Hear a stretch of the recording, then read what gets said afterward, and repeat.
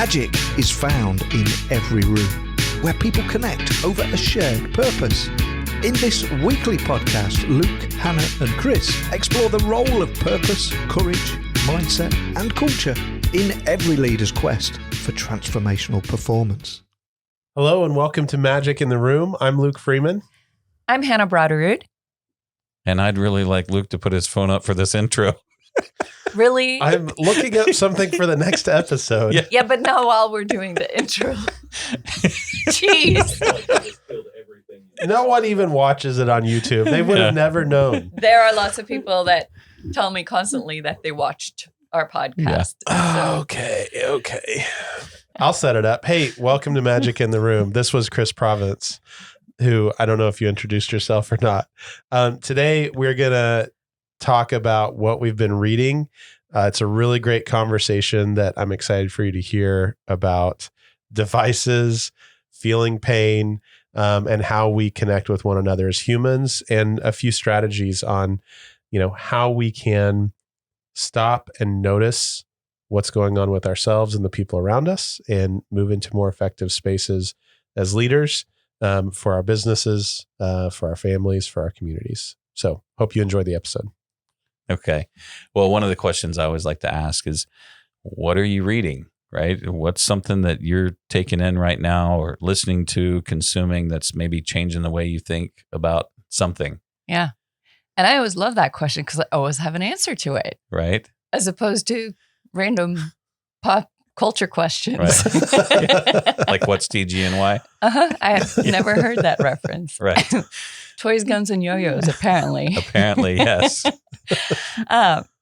So I've been reading a really thought-provoking book lately called Humankind, A Hopeful History by Rutger Bregman. He's a Dutch guy, and it really is kind of it's a history of humankind, but from a very different lens. So and he's going through a lot of research, doing meta-analyses and just taking a second look on a lot of popular culture, social psychology studies that have been used to support certain views, right? Mm-hmm. And so it's really kind of challenging my thinking because what it shows is that humans are wired to be kind and generous and cooperative and collaborative. That is our superpower, and it's what's made us survive and advance. And it is also true, while we're the kindest, most social species, we're also the species that's most cruel to our own. But unlike what Lord of the Flies would have you believe, that we're just going to degenerate into chaos if left alone, what's actually true is it's in our nature to support others. And for example, killing comes very hard. They're looking at soldiers in wars. They would rather not pick up a gun. They would rather do anything else but actually kill. Now we can be turned against each other. Right. And that's the trick, right? So it's all about how we're primed and what others believe about us and what we believe about ourselves that will kind of, set the precedence for whether we're going to become criminals or we're actually going to live out our kind nature. Yeah. And I heard you say something, I want to direct this more towards Luke because, what you were saying last week in a conversation was, whether we know it or not, we've all been trained, and it's about being retrained. Yeah. And thinking about this in a business context, how much we're exposed to that really doesn't take the human interaction into equation. Right. And hey, in business, it's about X's and O's and efficiencies and really driving some sort of resource to a bottom line. So how does that dovetail for you? Yeah. So I'm going to try and connect those two thoughts and just some context. When we were talking about all training is retraining, we typically have had these conversations with clients where they're like, well, our supervisors have never had any leadership training. And up until recently, I'm like, okay, great. Well, we can do it for the first time. Right. Mhm. But then I was like, well, wait a second. We're not training them. Like, we're retraining them. There is training that's taken place, right? They would be probably better leaders. And I think this is where it connects with humankind. They would probably naturally be better leaders if they hadn't been trained some old school practices that aren't actually very helpful. Right. Yeah. And, Hannah and I were talking about Humankind the other day. And what I heard you say was this idea that we only act in ways that harm others once they've been dehumanized to us, right? Yep. So Yep. when we've been primed to look at others as not fully human, that's kind of the pathway to acting in inhumane ways. Yeah. And so when I connect that to this idea of retraining, it's really how do we humanize peers within an organization? How do we humanize customers within an organization? Yeah. How do we humanize our direct reports within an organization, rather than using frameworks that have been trained that kind of have allowed us to act in inhumane ways? Yeah. You mean like calling me a resource or capital? Right. And here's the thing. This is where empathy is complicated. Because empathy blinds. We might think that the solution is to have more empathy. The problem is we can only have empathy for a very small group of people at a time. We can have empathy for one individual or a small group of people that we feel close to in some way that we can identify with.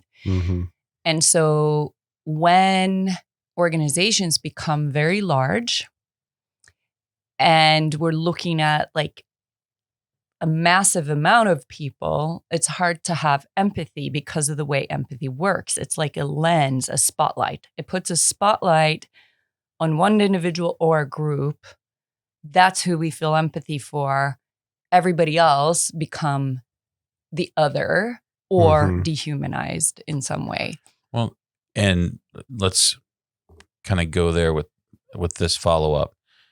So what happens when we work past empathy and into compassion? Like, is that a little bit of an unlock for leaders? I think it's about intentionality, right? So choosing how we're going to look at people. And I do think compassion is a helpful tool of empathy, right? And so compassion is what compels us to act when we have empathy.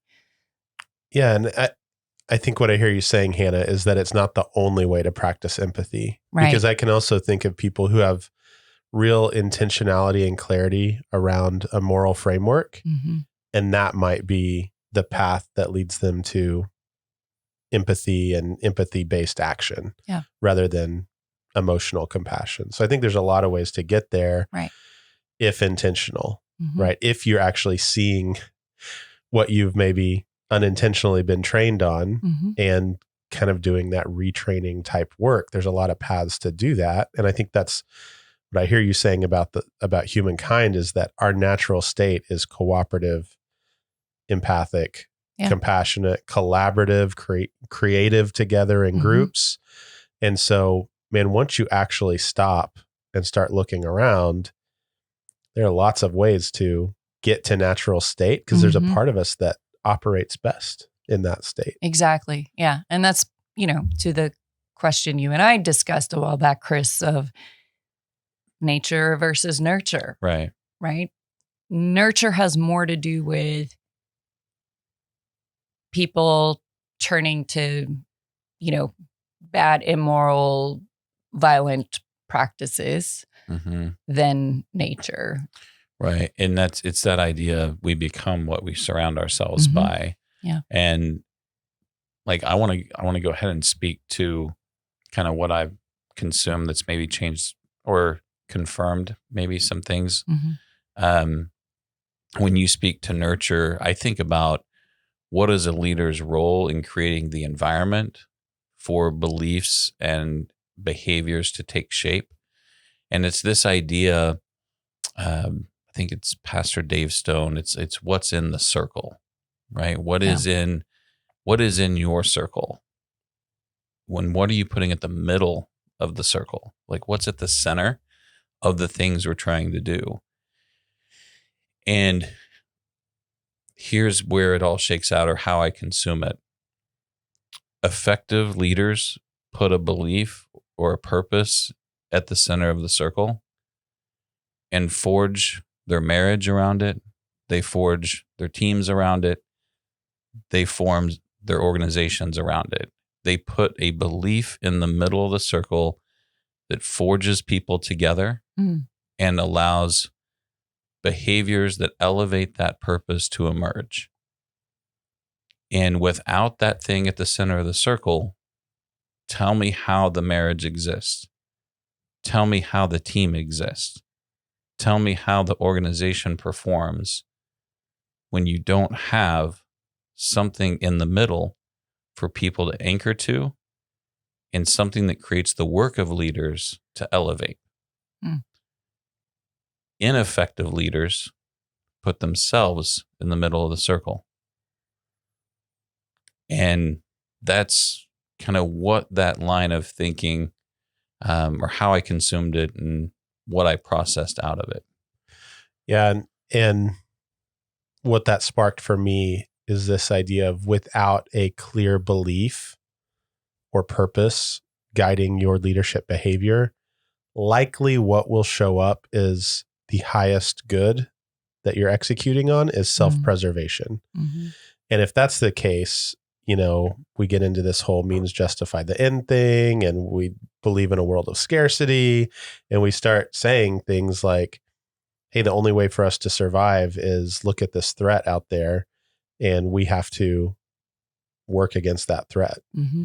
And to go back to what you said about being called a resource, right? I think if you apply that to, let's take a country at war. I mean, I guess the example everyone uses, right, is Nazi Germany, whatever, right? Without a clear higher purpose, the purpose became, how do we survive? And there has to be an other that gets dehumanized for us to fight against to survive.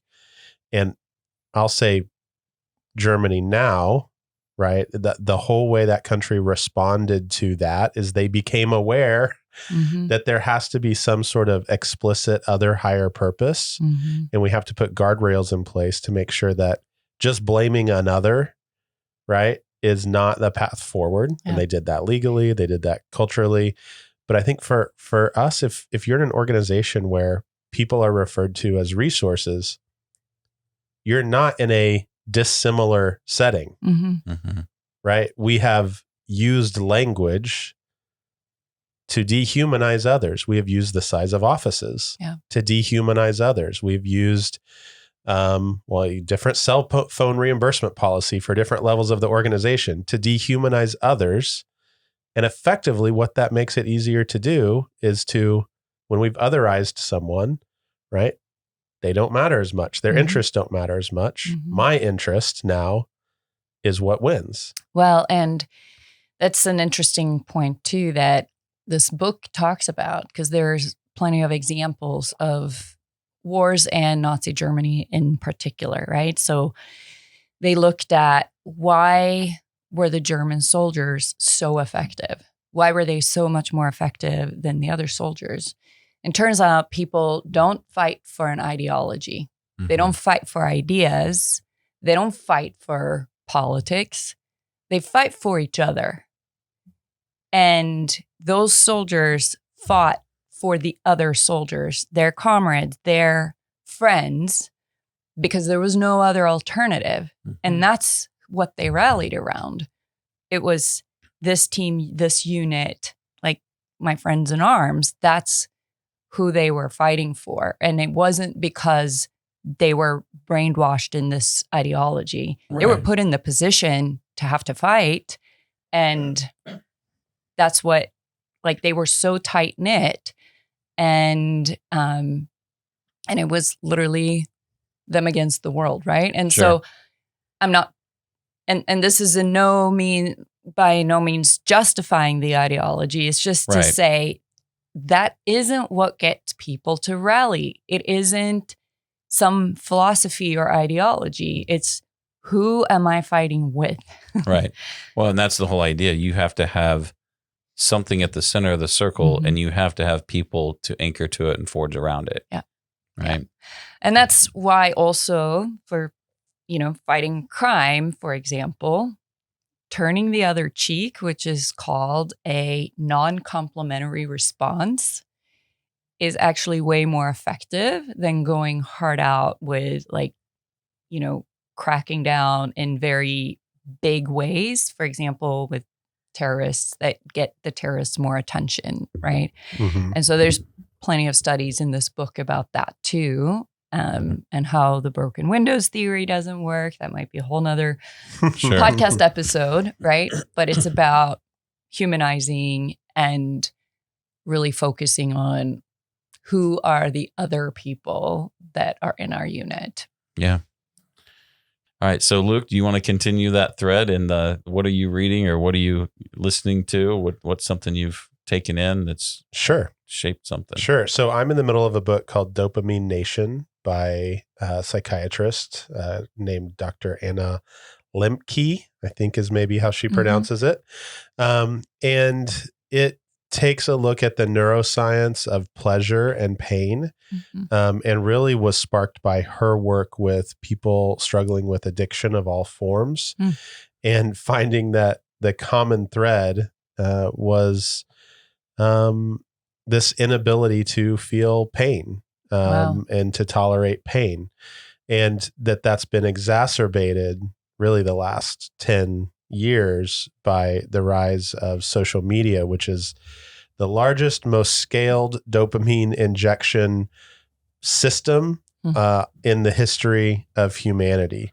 Man. And so accidentally, partly, maybe I shouldn't give them a full write-off, tech companies have created these things that are designed for time on device or time on app. And when you do that and you have AI and you can iterate really quickly, they've created these things that just desensitize people to dopamine in such a way that, just like any other substance, leads to more and more usage and lower quality of life in general. And so kind of the big takeaway for me is what she found is that most people who came in and said that they're dealing with anxiety, depression symptoms after a month of like a screen cleanse, they're fine.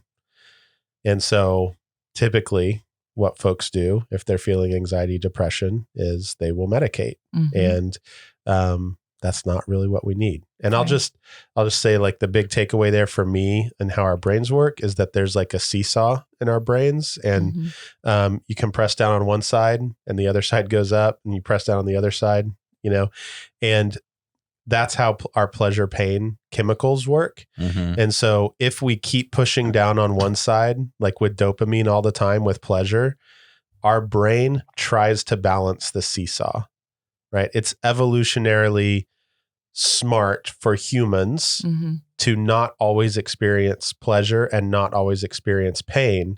And so our brain has developed this thing that tries to keep us in balance, because if we're happy all the time, we probably aren't going to survive because we're not going to go get any work done. If we're only in pain all the time, that's not motivating either. So we have this motivational system inside us, but if we hack it by just pushing down on one side of the seesaw all the time with pleasure, our brain chemically will balance that by releasing more and more chemicals that create pain, distress, create the downer, right? The downer. Exactly. So a downer is our minds trying to balance that seesaw, so that we can survive and prosper. But we have completely come into this space that we were not designed for neurologically, where people are having a really hard time staying in balance and experiencing all the symptoms of our minds trying to balance that out. And it doesn't feel good when your mind's saying you need to come down all the time. Well, and this is one of the reasons a lot of people who have struggled with depression and mental health challenges find long distance running and long distance sports to be the most beneficial antidote to depression and anxiety. And it is way more effective than pharmaceuticals when it comes to antidepressants, because you get this. So you got to push through some pain to actually, when you're running long distance, right? It's hard in the beginning. You might get to a place in the middle where it's really, really hard and you feel like giving up. You push through that. The brain does release chemicals that actually take away pain and allow you to feel pleasure, but it's very, very small doses. So what happens when you have constant dopamine overload, which drugs and, whether they're pharmaceutical drugs or other non-pharmaceutical drugs, they create this overload of dopamine that we're not meant to handle, right? And that's when we get this counter effect that you're describing. When we have just very slow release, small doses of dopamine, how the brain's natural system is designed to kind of correct, it helps with the motivation over long term, instead of having this really like up and down effect. Yeah, but they look like phones look so sleek and they're so beautifully designed. Mhm. How could that be bad for I me? know. Right. And we think about, going back to what's at the center of the circle. Yeah. Like in how many relationships or behaviorally, what are we communicating Mm-hmm. is in between us. Mm-hmm. Right. If I'm the guy that always has the phone out, when we're trying to have a conversation, whether that's in a boardroom or in a front room, what is that creating in the other person? Yeah. Like not only is it harming me, Mm-hmm. it's harming people around me Mm-hmm. when that becomes a priority, because this, just look at it like a needle, right? Yeah. Here, I'm carrying this thing around and I'm showing you that I'm carrying this thing around. I'm showing you that I'm using this thing right now. Mm-hmm. And this thing is more important than our thing or whatever's on this thing. Mm-hmm. So, if I could take anything with me, like, is that what I'm taking with me? If only so much stuff fits in the circle? Yeah. Sure, you can try and strategize your way out of it and create purpose. But also like we just can't overcome our brain chemistry. Like the way to do it is actually physically doing something different. And I think my takeaway is like the guy who always has his phone out at the dinner table or in meetings or whatever is no different than the guy who like sneaks a puff on his vape pen in Walmart. Right.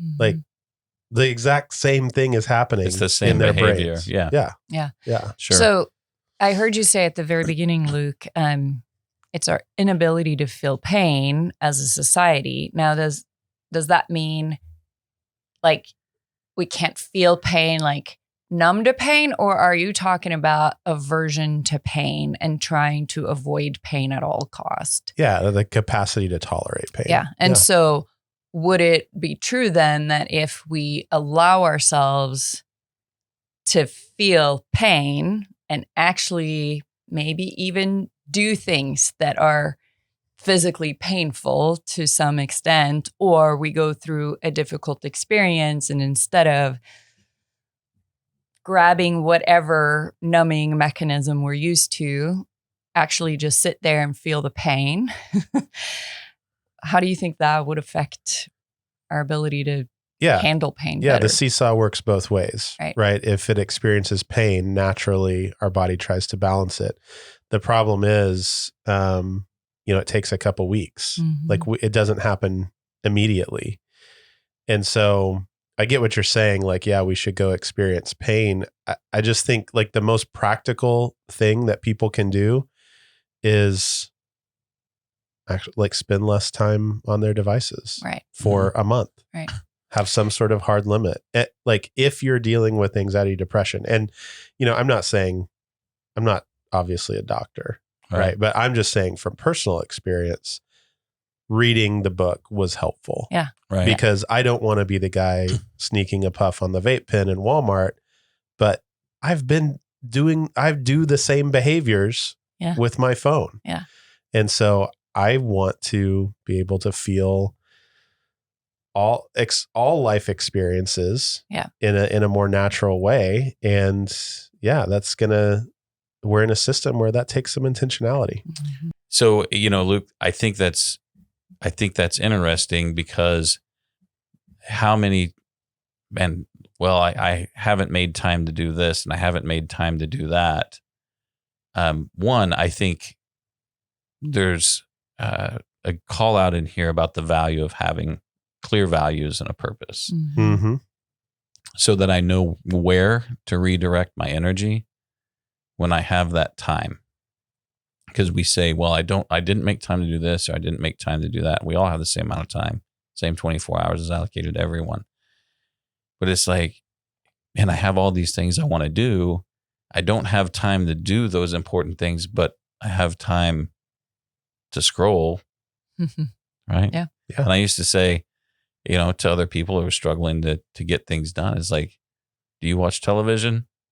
Then you have time to do something else other than watch television. Like, go do the important things that you want to see happen and lean into some level of discomfort. But it's not television anymore. Like, that's how we consume media. It's how we interact with people. Like, everything is right there. So I've kind of got this idea of what's the inventory that I need to take in order to be disciplined about that behavior.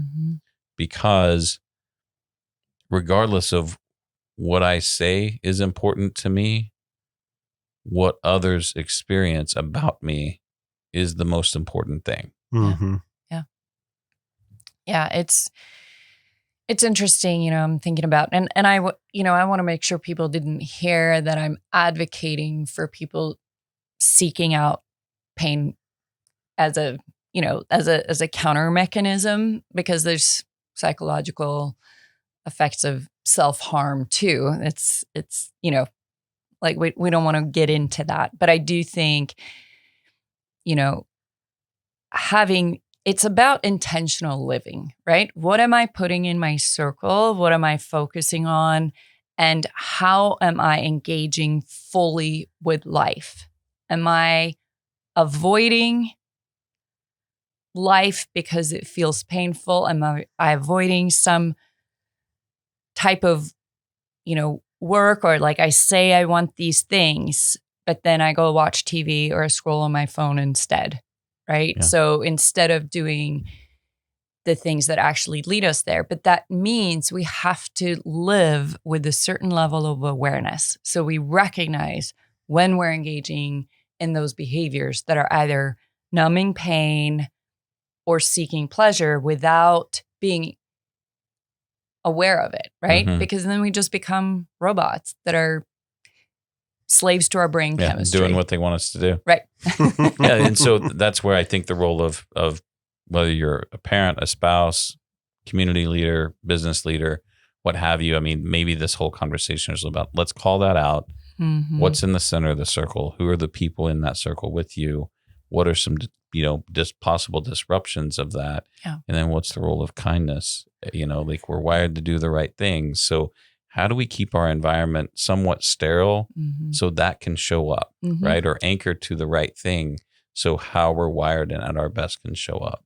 Well, that's interesting because, if we are wired for kindness, collaboration, community, I think it'd be interesting to, just take a step back. And some folks can do this with some level of objectiveness and kind of look at, well, how do other people experience me? Others, you might need to go ask a few close friends or family members, like what's showing up? What's my output? How are people experiencing me?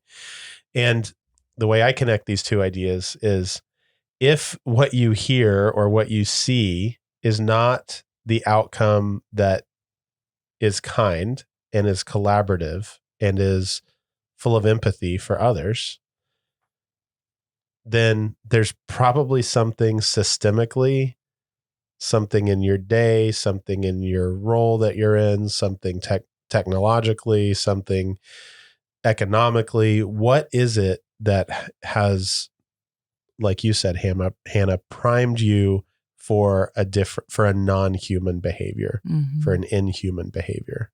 Yeah. Well, and to bring all of this full circle, Chris, the biggest antidote to depression and anxiety, to social pain, is connection. And we know that too now, right? Mhm. And so if we act in more human ways, if we treat each other like human beings and actually have the courage to live out our nature, which is to see the best in others and work together, and actually see, hear, and value the people in our circle, that's the best way to avoid depression and anxiety as well, and to work through those things, right? Mhm. So I think if we bring this back to leadership and, the role of organizations in modern life, if we can create those places where people feel like they can connect to something they care about, there are people that care about them, that feels like a community, we are not only creating healthier, more productive organizations, but we're serving the people in our organizations better. And we ourselves can live more fulfilling, meaningful lives. You bet. And I think that's, people say, how does all this stuff really play in the business performance? Mm-hmm. Like in that, like vibrant brands are built around that. Yeah. And that's where, I think people say, well, how is my background as a marketer? How have I found myself in this space? Mm-hmm. I mean, vibrant brands are built around exactly these concepts we talked about today.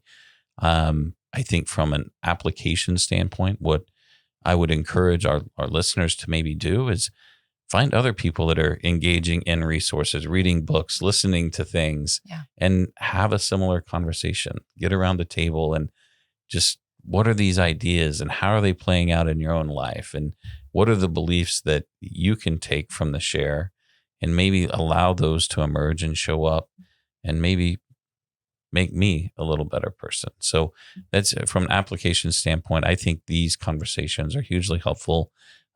It's one of the many reasons I love working with both of you every day.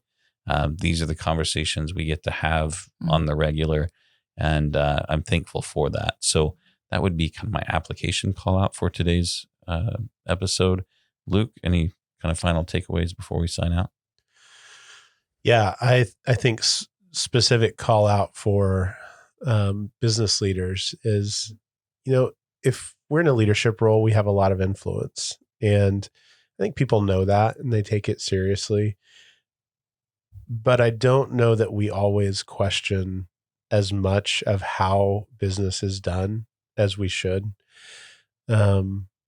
This whole like hybrid work versus being in the office thing has just really highlighted this for me, because I had connections with a few different CEOs who they have an emotional response to people not being in the office. Right. And in a sense of loss and mourning that I think is really genuine, in that like this doesn't feel, they want things to be vibrant, right? Yeah. And it doesn't feel vibrant to them. And I don't want to discount their feelings at all. And what I believe they're not seeing is that like the modern way that we work is only 100 or 200 years old. It's really based on technology, is how we got to where we are now. I mean, we're sitting here in Tulsa, like a block from the BOK building, which is a very large office building. I don't know how many people work there, several thousand, right? That thing is an artifact of a specific time in history, informed by the technology of that time that required people being in one centralized location with centralized infrastructure, the ability to pass papers back and forth to each other, right?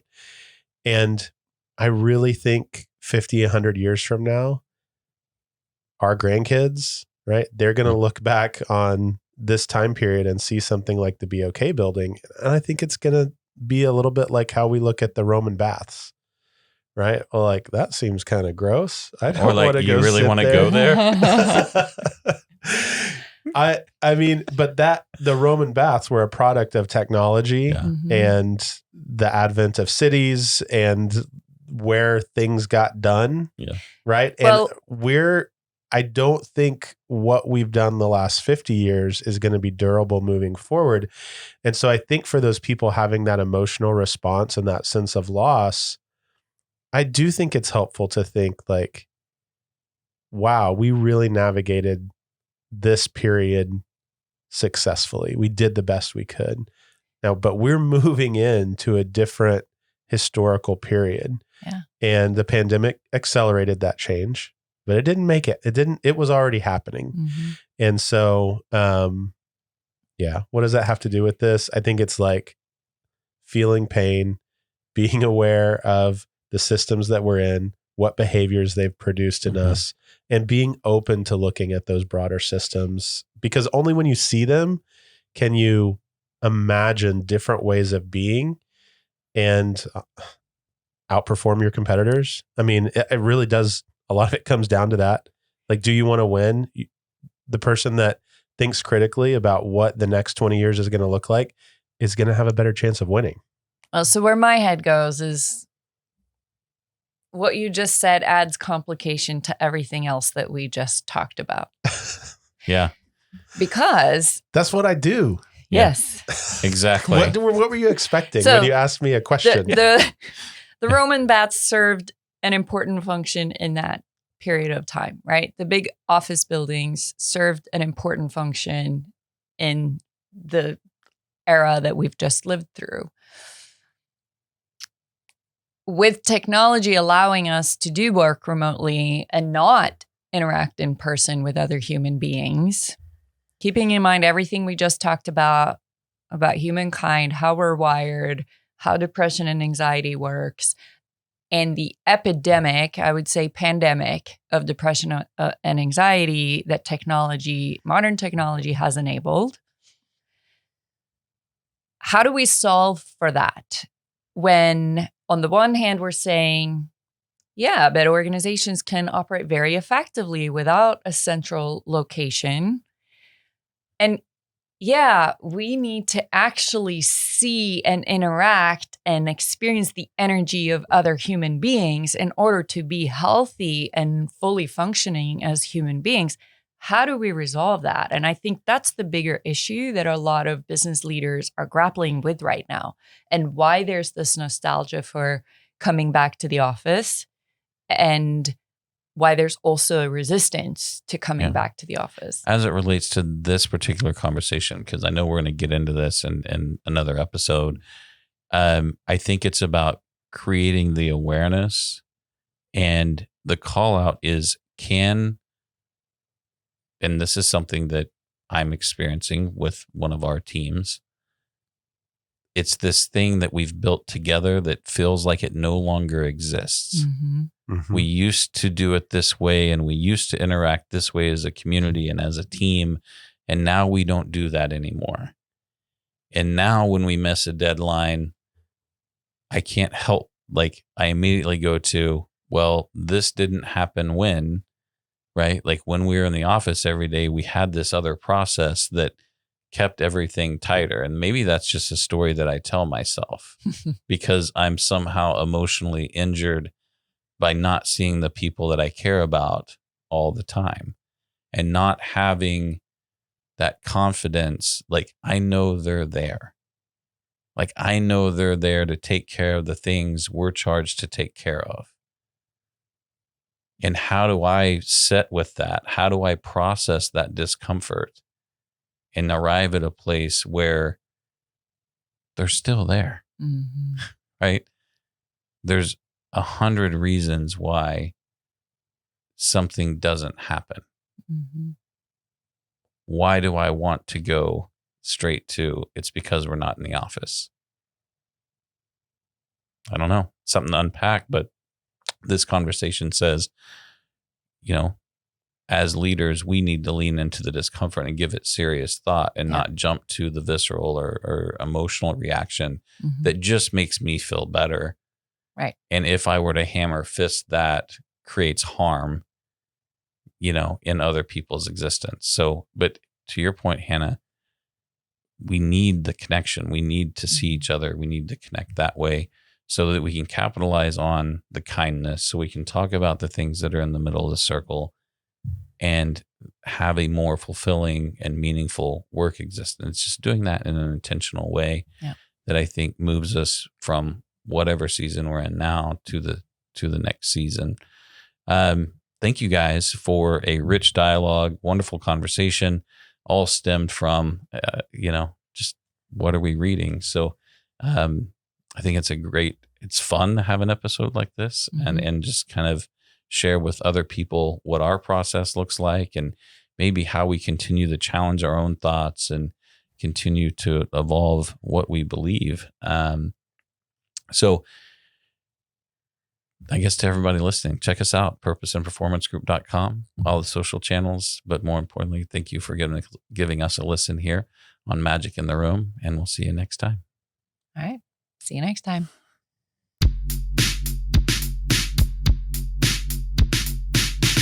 Magic in the Room is hosted by Chris Province, Hannah Bretterow, and Luke Freeman, and produced by Ben West. Theme music is by Evan Grimm.